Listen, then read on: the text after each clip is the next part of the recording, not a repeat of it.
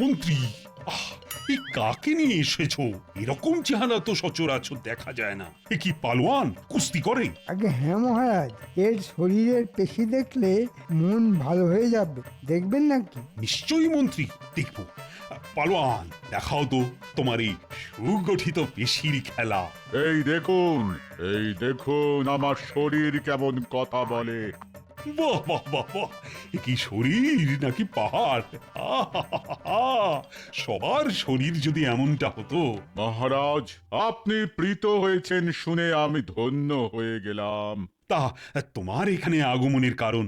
মহারাজ, 10 রাজ্য ঘুরে এমন কোন পালোয়ান পেলাম না যে আমার সঙ্গে কুস্তিতে জয়লাভ করেছে, তাই এখানে এলাম। এখানে কেন? মানে সেরকম পালোয়ান এখানে আছে বলে তো শুনিনি যে তোমার মতো ভীমের সঙ্গে লড়াই করতে চায়। মহারাজ, শুনেছি আপনার সভায় গোপাল ভাঁড় বলে একজন পালোয়ান আছে। আমি তার সঙ্গে লড়তে এসেছি। তাকে হারাতে পারলে কোনো রাজ্যেই আমার আর কোনো প্রতিদ্বন্দ্বী থাকবে না। হ্যাঁ, কি কি কি বললে তুমি? গোপাল ভাঁড় সে লড়বে তোমার সঙ্গে কুস্তি? এই বুদ্ধি তোমাকে কে দিয়েছে? নিশ্চয়ই আমার মন্ত্রী। মহারাজ, এমন কাজ আমি করতে পারি? গোপাল আমার কতদিনের সহকর্মী, তার কোনো ক্ষতি হোক সেটা আমি চাইবো? এটা হতে পারে? পালোয়ান, কে তোমাকে গোপালের নাম বলেছে? সে যে পালোয়ান সেটাই বা তোমাকে কে বলল? বর্ধমানে সবাই মহারাজ, ওরা বলল গোপাল মস্ত পালোয়ান। ওকে যদি তুমি পরাজিত করতে পারো তবেই বুঝবো তুমি সর্বশ্রেষ্ঠ কুস্তিগীর। মহারাজ, এই কথাটা পালোয়ান যে ভুল কিছু বলেনি। আজ পর্যন্ত আমাকে কেউ হারাতে পারেনি। আর পালোয়ান যখন চাইছে, হয়তো অনেকেই তাই চেয়েছে, তাই আমি রাজি মহারাজ। কি বলছো তুমি গোপাল? এই ভীমের মতো পালোয়ানের সঙ্গে তুমি লড়াইটা করবে আর তোমার মৃত্যুর জন্য দায়ী হয়ে থাকবো আমি? না না না না, সেটা হতে পারে কখনো? মহারাজ, এই লড়াইয়ের সঙ্গে আমাদের রাজ্যের সম্মান জড়িয়ে আছে। গোপাল যদি পরাজয়ের কথা চিন্তা করে পিছিয়ে যায় তবে তা খুবই অসম্মানের হবে। আমার মনে হয় গোপালের রাজি হয়ে যাওয়া উচিত। তুমি তো বলেই খালাস, কিন্তু এই ভীম বাহাদুরের সঙ্গে কুস্তি লড়তে গিয়ে যদি গোপালের প্রাণ সংশয় হয়, তার দায়িত্বটা বা দায়টা কে নেবে? হ্যাঁ, না মহারাজ, আমি কুস্তিগীর, খুনি নই। গোপাল ভাঁড়কে শুধু 2 পাক আকাশে ঘুরিয়ে আলতো করে মাটিতে শুইয়ে দেব। আমি আপনাকে কথা দিলাম। মহারাজ, এর উল্টোটাও তো হতে পারে। আপনি দুশ্চিন্তা করবেন না। দাদু, তুমি নাকি কুস্তি করবে এক পালোয়ানের সঙ্গে? তুই কি করে জানলি? আমি কেন, সারা নগর জানে। আমি তো সেখান থেকেই শুনলাম। কি বলছে রে লোকে? নিশ্চয়ই আমাকে নিয়ে হাসাহাসি করছে। তা একটু করেছো বটে, তবে সবাই চাইছে তুমি জিতে কৃষ্ণনগরের সম্মানটা রক্ষা করো। কিন্তু তুমি পারবে কি করে? ওই পালোয়ানের চেহারাটা তো পাহাড়ের মতো। ওরে, চেহারা থাকলেই কি জেতা যায়? প্রকৃতি কি মানুষকে মস্তিষ্ক দেয়নি রে? তার তবে কাজটা কি? দাদু, তুমি কিন্তু আবার লড়াই করতে যেও না। পালোয়ানকে কিন্তু সামনাসামনি পটকানো খুব সহজ হবে না। তা জানি, কিন্তু বুদ্ধিং যস্য বলং তস্য। বুদ্ধিটা একটু খাটা, ঠিক পথ পেয়ে যাবি। তুমি ভাবো, আমরা কাজটা করে দেব। একটু ভেবে তারপর তোদের বলবো। আচ্ছা।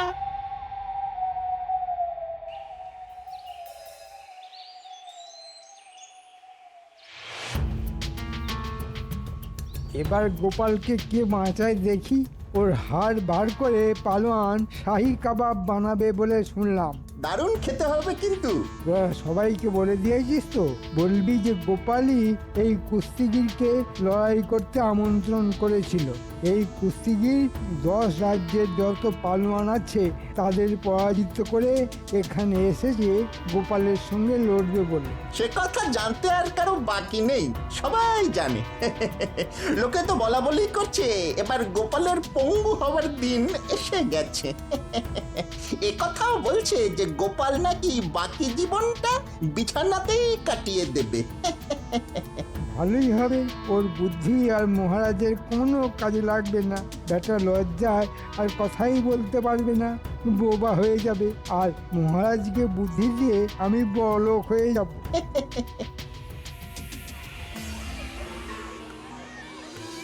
দেখে নিন এই সেই পালোয়ান যার সঙ্গে গোপালের লড়াই হবে। সবার কিন্তু আশা চাই। এটা গোপাল কি করলো? এই ভীমের মতো পালোয়ানের সঙ্গে কুস্তি করবে আমাদের গোপাল ভাঁড়? এ তো আত্মহত্যা করার সামিল। গোপালের মতন বুদ্ধিমান মানুষ শেষ পর্যন্ত এভাবে মরবে, এটা কিন্তু মানা যাচ্ছে না। বলি তখনই পই পই করে বলেছিলাম পাট কাঠি দিয়ে মুগুর ভেজো না, কোথা থেকে কি হয়ে যায় দেখলে তো। তুমি চিন্তা করো না তো, লড়াই লড়ার অনেক কায়দা আছে, তুমি তার সবটা জানো না। আমি তো কিছুই জানি না। যখন হাত পা ভেঙে বিছানায় পড়ে থাকবে তখন তো সেবা আমাকেই করতে হবে। কেউ এসে কি কোনো খোঁজ নেবে? কেউ এসে কি কিছু করে দিয়ে যাবে? আমি কারো সেবা নেই না গিন্নি, বরং অন্যের সেবা করি। সে যাকে, এখন যা বলি সেটা ভালো করে শোনো। এই তোরাও শোন। আমি তো জানি রাখে গোপাল মারে কে, এমন একটা বুদ্ধি বার করবে যে ওই বেটা পালোয়ান পালাতে বাধ্য হবে। আগে কথাটা তো শোনো গিন্নি, তোমার ভাঁড়ারে যত গুড় আছে তা পুঁটির বাবার হাতে দিয়ে দাও। কুস্তিতে গুড় কেন লাগবে ঠিক বুঝলাম না তো। আগে কথাটা শোনোই না, তারপর যা বলার বলবে। আগে দুঃখিত। হ্যাঁ, যা বলছিলাম গিন্নি শোনো, তোমার হাতে যত গুড় আছে তা নিয়ে জামাই যাবে লড়াইয়ের মাঠে। যেখানে কুস্তির দাগ কাটা আছে সেখানকার মাটিতে গোল করে গুড় ছড়িয়ে রাখবে, মাটির সঙ্গে মিশিয়ে। কেউ যেন তা আগে থেকে বুঝতে না পারে। আর গুলটে, তোকে একটা কাজ করতে হবে, পারবি তো? দাদু, কোন কাজটা আমরা পারিনি, তুমি যেভাবে বলবে সেভাবেই করব। বেশ, তবে একটা কাজ কর, পিঁপড়ে ভর্তি কিছু মাটি নিয়ে আসতে পারবি? বেশ অনেকটা। মাঠের গুড় পেলে যেন তাড়াতাড়ি তারা গুড়ের মধ্যে ঢুকে যায়। কিরে, পারবি তো? পিঁপড়া ভর্তি মাটি তো আমাদের বাগানেই আছে। মাটিটা ঝুড়ো, একটা ঠোঙায় করে নিয়ে যেতে হবে।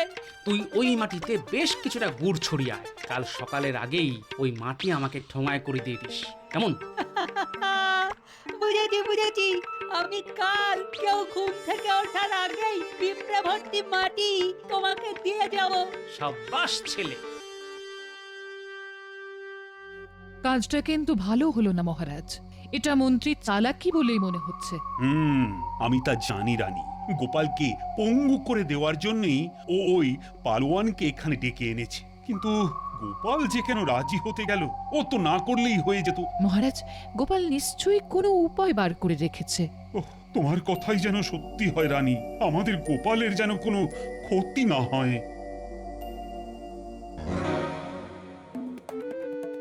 এসে গেছি, হাতে গুড় নিয়ে। ধারে কাছে কেউ নেই, এবারে গুড় ছড়িয়ে দিতে হবে।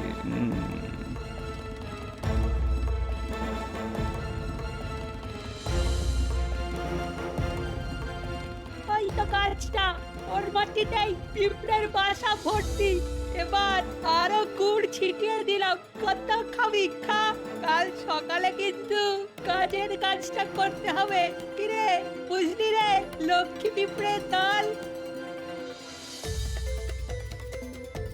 যাক, কুস্তির জায়গাটা একেবারে গুড়ে মাখামাখি করে দিয়েছি। কাল এমনিতেই এমন পিঁপড়ে আসবে যে পালোয়ানের পালানো ছাড়ার কোনো পথ থাকবে না।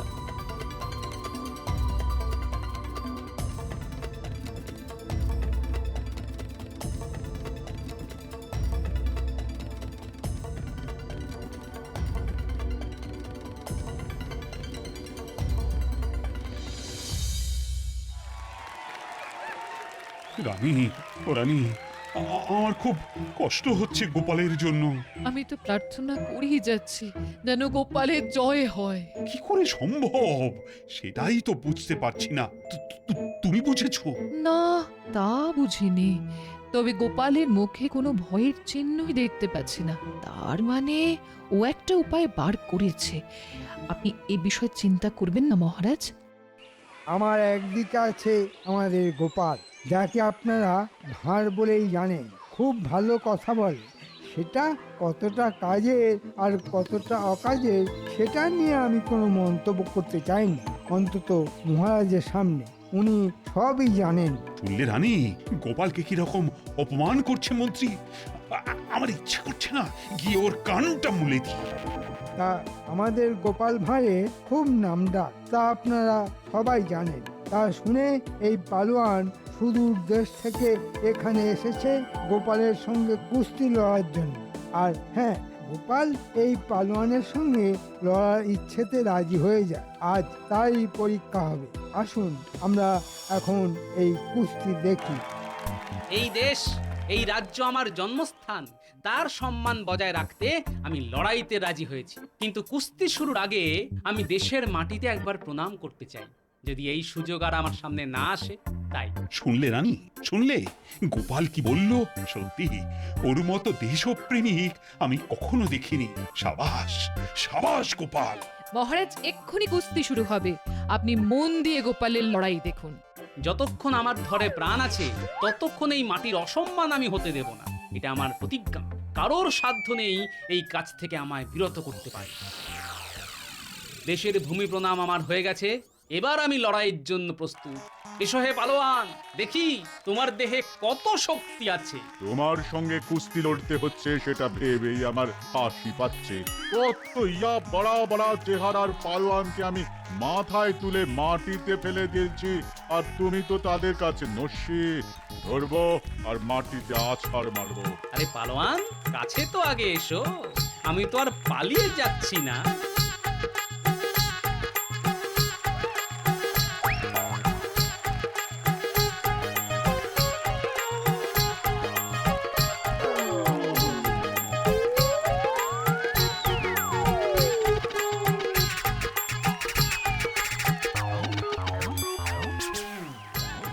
মরে গেলাম, মরে গেলাম, বাপরে বাপরে, এত পিঁপড়ে করতে গেল, মরে গেলাম, মরে গেলাম, মরে গেলাম।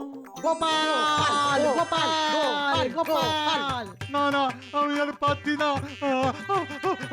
আমি আর পারছি না, পালাই পালাই পালাই, আমি লড়বো না, আমি পালাবো, আমি পালাবো। আরে আরে পালোয়ান পালাচ্ছে, এও কি সম্ভব রানী? সব সম্ভব, গোপালের পক্ষে কোনো কিছুই অসাধ্য নয় মহারাজ। আমার সঙ্গে লড়াই করতে গিয়ে ভয় পেয়ে পালোয়ান মাঠ ছেড়েই পালালো। মহারাজ, তাহলে এই লড়াইতে কে জিতলো? কে আবার? তুমি, তুমি জিতেছো। আর শুধু তাই নয়, তুমি কৃষ্ণনগরের সম্মান রেখেছো। জয় জয় গোপালের জয়, জয় গোপালের জয়। জয় জয় গোপালের জয়। আরে ও পালোয়ান, কি আশ্চর্য! তুমি তুমি মাঠ ছেড়ে পালালে কেন? এখন আমি মুখ দেখাবো কেমন করে? মাথা খারাপ, পিঁপড়ের সঙ্গে লড়বো কেমন করে? আরে আমি তো সেটাই বলছি, গোপাল তোমার সামনেই একটা পিঁপড়ের মতো, আর ওর ভয়ে তুমি মাঠ থেকে পালিয়ে এলে, এই তোমার সাহস! ছি ছি ছি। ওসব বড় বড় কথা আমাকে বলে লাভ নেই। পিঁপড়ের কামড় আমি খেতে পারবো না। তুমি একটা হতচ্ছাড়া, আমাকে পিঁপড়ের কামড় খাওয়ালে। তুমি আমার বুকে এসো গোপাল। এই এই অসম্ভব ব্যাপারটা কি করে ঘটালে তা আমি কিন্তু এখনো বুঝতে পারিনি। আমি পেরেছি, আর এই জন্যেই গোপালকে রক্ষা কারো পক্ষে সম্ভব নয়।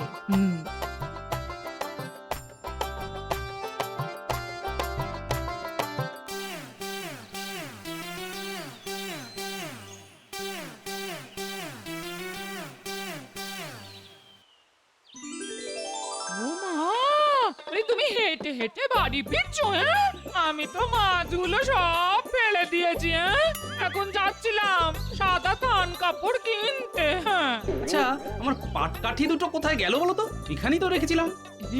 দেখো, ওই যে দুটো মুগুর কিনে এনেছি। হ্যাঁ, তুমি যে এত বড় কুস্তিগীর তা তো আগে জানতাম না। হ্যাঁ, এখন জেনেছি, তাই তো নিয়ে এলাম গো। এই মুকুর দুটো তোমায় আমি উপহার দিলাম।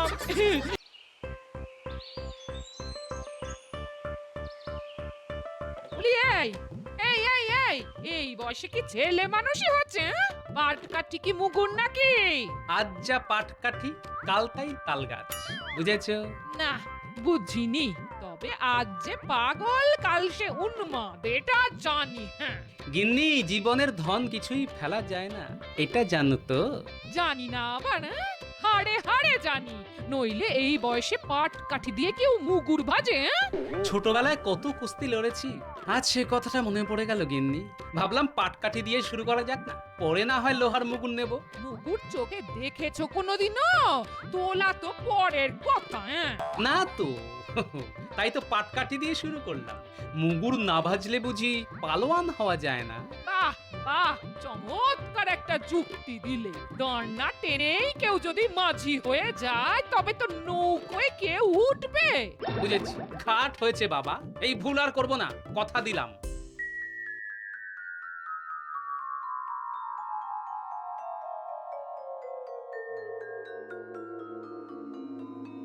মন্ত্রী, একটা জরুরি কাজে কাউকে কয়েকদিনের মধ্যেই বর্ধমান যেতে হবে।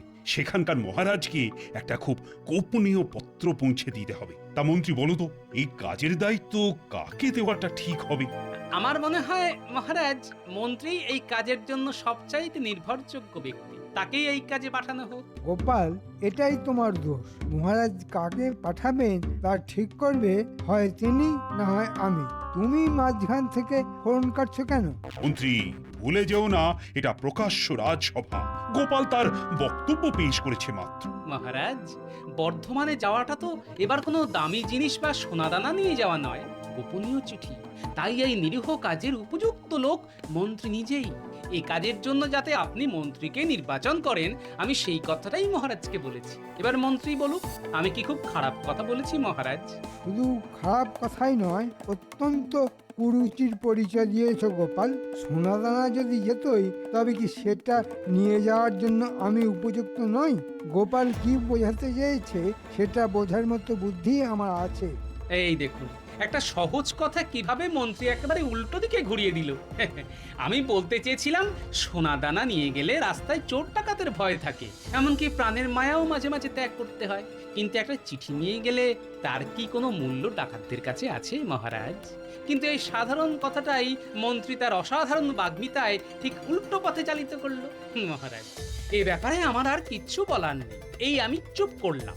আপনি যে সিদ্ধান্তই নেবেন আমি মাথা পেতে নেব মহারাজ। তাহলে আমিই বলি, কে যাবে? গোপাল ঠিক কথাই বলেছে, এটি রাজকার্যের মধ্যেই পড়ে। তাই মন্ত্রীকেই আমি নির্বাচিত করছি এই কাজের জন্য। কি মন্ত্রী, রাজি তো?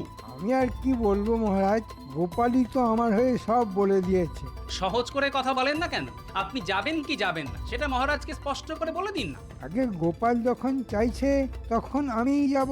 মহারাজ, আপনিও সেটাই চাইছেন, তাই আমার কাজ আমাকে বুঝিয়ে দিন, আমি যাওয়ার জন্য প্রস্তুত। উত্তম উত্তম, তাহলে যাওয়ার জন্য তৈরি হও, এবং সেটা যত তাড়াতাড়ি সম্ভব।